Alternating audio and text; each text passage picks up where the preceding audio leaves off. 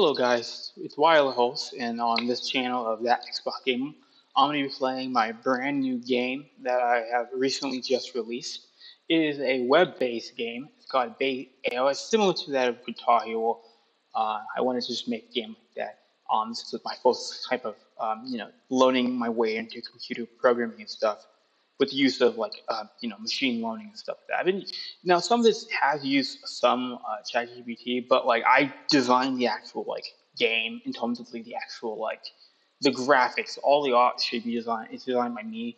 Like I have a rendering. Like I can show you. Maybe I could go ahead. This is like my little rendering that I have of the game, of how I want the game to look like. Uh, but there are limitations because this game is using the WebGL client and a web browser. So there are limitations. I can't fully get these level of ray trace graphics. But this is just like a mock-up prototype of how the game would look like. But I'm going to show you the base game that I've been doing. So let's go show you it. So I'm gonna reload this page. And I'm just gonna click on the different levels. We got 3 different levels. We got Intro Groove, Neon Walk, and Final Wretch. And then there's 3 different difficulty levels: easy, normal, hard. You have 2 different environments: Neo Highway and then Stellar Grade. We have graphical option here. So depending on your hardware, you can lower the graphics if you are running on a machine that is really old. Generally, you shouldn't need to have to do this because I ran it at the high settings on like 1080p on integrated Intel HD 630 graphics. It runs at I'm getting up to like 700 frames a second, and I'm like, that's impressive. So I'll just show you the game.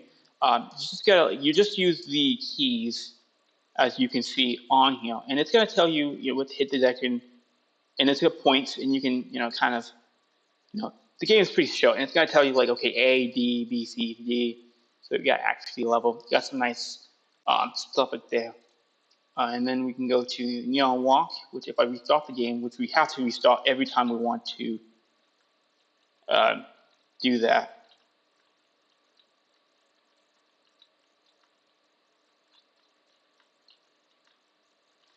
Okay. Yeah, I'm still working on this game. I'm still trying to learn how to do coding. I'm not the best at coding, so I did kind of rely on AI on this. But I am trying to learn. I really do want to learn how to develop this type of game with the JavaScript and all of that, and try to make the game look as advanced as possible while still maintaining compatibility with most devices. But let's go to Final Rush if I play this level, which is going to be hard because this game is going to be even on.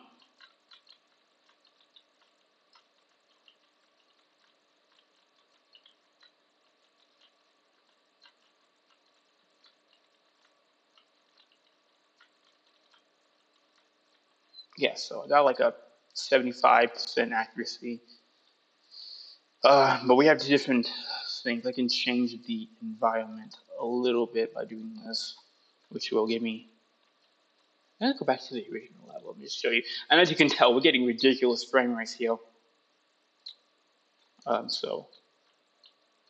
Which makes sense because there's not really much going on. This game is just basic low polygon assets and basic, shading. I'm trying to do some glow effects. I'm getting 1,000. We have 700.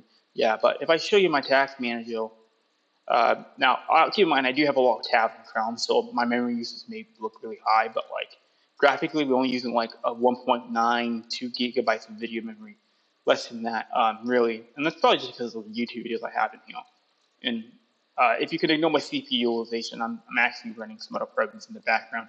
But yeah, currently there's not music yet, but I am trying to add in better stuff. You have some ideas of what I'm trying to do with it. I've been using this program called Claude. I can show you that this helps kind of learn how to do not Claude AI. It should be not that, but it should be the code. There's a new coding agent that lets you learn how to code. At least I'll do some basic. Now it's not perfect. I obviously it's best to learn it, but yeah. So thank you for watching. The link to the game should be in the description below.